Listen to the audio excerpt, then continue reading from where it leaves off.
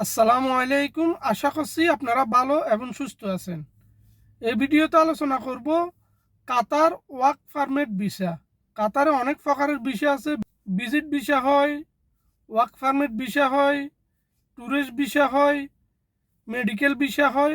অনেক প্রকারের ভিসা আছে, তবে আজকে শুধু ওয়ার্ক পারমিট ভিসা নিয়ে আলোচনা করব।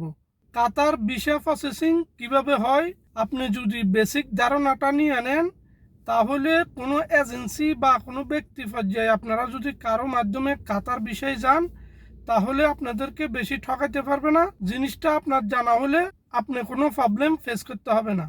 কাতার দুই ধরনের ভিসা হয়ে থাকে, একটা হলো ই ভিসা আর একটা হলো স্টিকার ভিসা।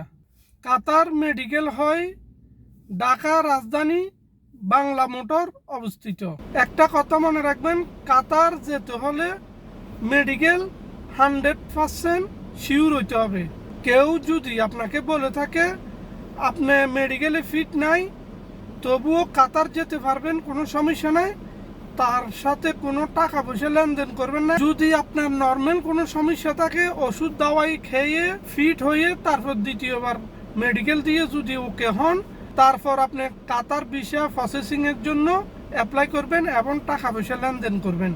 কেউ যদি বলে থাকে আপনি এটা কান দেবেন না, কারণ কাতার যাওয়ার পরে আপনি যদি আনফিট হন, আপনাকে অফিস পাঠা দিব। কাতার মেডিকেল ওনারা অনেক শক্ত করে। কেউ হয়তো আপনাকে বলে দিল সমস্যা নাই, কিন্তু তার কোনো সমস্যা হবে না। এই কিছু লাভের জন্য আপনারা অনেক বড় বিপদে ফেলে দেবে। আপনি যেগুলো খরচ করবেন এগুলো তো আর অফিস পাবেন না। কাতার ভিসার জন্য আপনি প্রথম পাসপোর্ট জমা দিতে হবে। পাসপোর্ট জমা দেওয়ার পর আপনার পাসপোর্টে একটা স্টিকের ভিসা লাগবে, এরপরে অনলাইন করে দেবে। তারপর যাই আপনি মেডিকেল করতে পারবেন। মেডিকেল করার পর আপনি যদি ফিট হন, এবিসি ফেস করতে পারবেন। মেডিকেল হওয়ার পর বিষয়টা অনলাইন হয়ে গেলে আপনি তখন নিজে চেক করতে পারবেন। আপনাকে একটা ভিসা কপি দেওয়া হবে। এই কপিটা নিয়ে আপনি নিজ জেলা জন্মশক্তি কর্মসংস্থান অফিসে বেনিফিশিয়ারি স্টেশন করবেন। ওইখানে একটা ফিঙ্গার দিবেন। ফিঙ্গারের পরে আপনার ছবি উঠবে। ওইখানে আপনাকে একটা স্লিপ দিবে। এই স্লিপটা নিয়ে আপনি চলে যাবেন টিটিসি অফিসে ট্রেডিং এর জন্য।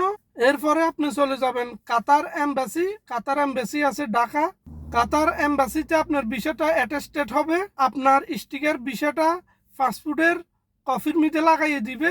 এরপরে আপনার স্ট্যাম্পিং হবে। স্ট্যাম্পিং হওয়ার পর আপনার মেন পাওয়ার হবে। এরপরে কোম্পানি হোক বা এজেন্সি হোক, তাদের কাছ থেকে একটা চুক্তিনামা নেবে। চুক্তিনামাটা নিয়ে এবং কাজের অনুমতিপত্র, এই দুইটা জিনিস আপনি বুঝে নেবেন। এরপরে আপনি বিমানের টিকিট বুঝে নেবেন। তারপরে যায় ডান আপনার ফ্লাইট। কাতার ভিসা প্রসেসিং এবং অন্য দেশের ভিসা প্রসেসিং পুরোটা ডিফারেন্স। এখানে একটা বিষয় আমি মিস করে গেছি, পুলিশ রেঞ্জটা অবশ্য জরুরি লাগবে। পুলিশ রেঞ্জ ছাড়া আপনি কাতার যেতে পারবেন না।